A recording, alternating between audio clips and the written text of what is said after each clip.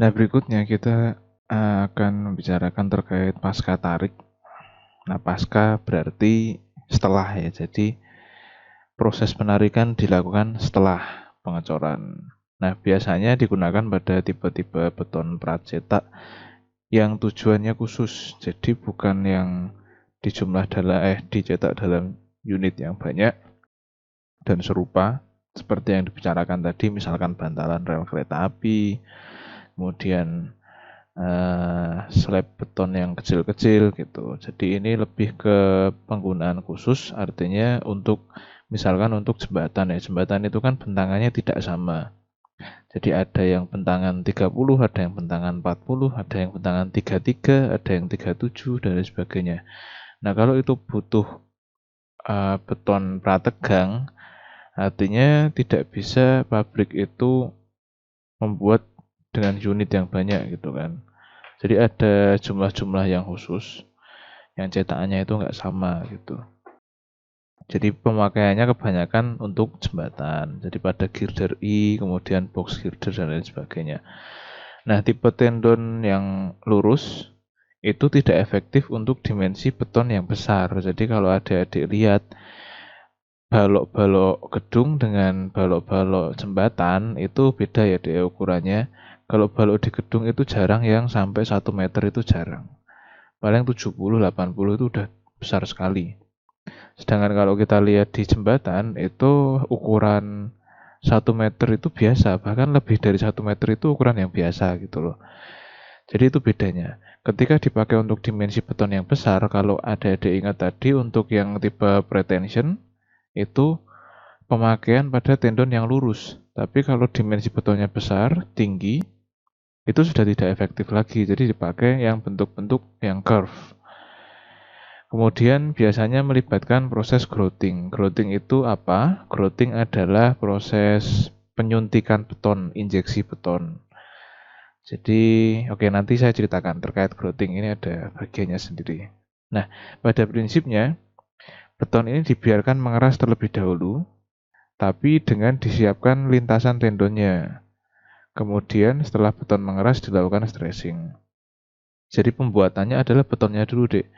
Kalau yang tadi, yang pratarik, itu kan tendonnya disiapkan dulu, kemudian di stressing dulu, baru dicor, kemudian di cut ya tendonnya. Tapi kalau ini yang pasca tarik, betonnya dulu dibuat. Jadi betonnya dulu dibuat, dicetak sampai keras, tapi ketika pengecoran itu sudah disiapkan untuk tempat tendonnya. Sudah disiapkan pipa-pipa sebagai tempat untuk menaruh tendonnya. Jadi nanti betonnya keras dulu. Baru setelah betonnya keras, digabungkan, ini biasanya dibuat per segmen. Jadi misalkan apa ya? Misalkan ada jembatan itu bentangnya 30 meter ya misalnya. Misal 30 meter itu dibuatnya katakanlah jadi 6 segmen. Jadi ada 5, 5, 5 gitu. Nah, masing-masing segmen ini kan bentuknya beda-beda ya, Dek. Katakanlah nanti tendonnya itu bentuknya seperti ini, curve. Nah, berarti ketika membuat segmen yang ini dengan segmen yang ini dengan segmen yang ini itu beda semua kan? Mungkin penampang betonnya sama, tapi ketika mengecor ini sambil dimasukkan pipa, semacam pipa gitu ya. Semacam pipa untuk tempat tendon ini. Jadi ketika mengecor itu ada pipanya, ada selongsongnya. Nah, dibuatnya per segmen. Ini segmen 1, segmen 2, segmen 3. Dicor sendiri-sendiri gitu. Dengan lubang ducting yang beda-beda. Seperti itu konsepnya. Nah, ini contoh penampang beton prategang pasca tarik setelah dipasang setelah dipasang kabel tendon. Jadi kira-kira ini betonnya dia. Ini betonnya, ini lubang ducting, pipa ductingnya ini. Jadi ada pipanya.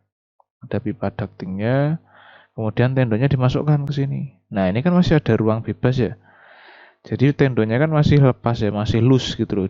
Tendonnya nggak menyatu dengan beton. Nah, untuk menyatukan tendon dengan beton ini, itu disuntikkan beton ke dalam sini. Jadi disuntikkan beton ke lubang ducting yang sudah terisi dengan tendon, yang sudah di stressing. Jadi urutannya adalah beton ini dicor dulu, tapi sebelumnya sudah dipasang ducting. Kemudian setelah beton mengeras, disatukan antar segmen, kemudian masukkan kabel tendonnya, kemudian di stressing. Setelah di stressing, supaya menyatu, disuntikkan grouting ke sini. Ini di grouting.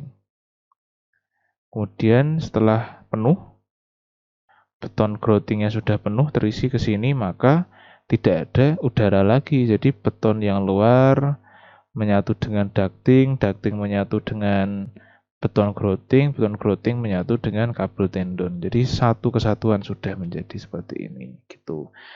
Nah, kemudian ini garis-garis yang adik lihat ini adalah beton tulangan, adalah tulangan ya, baja tulangan.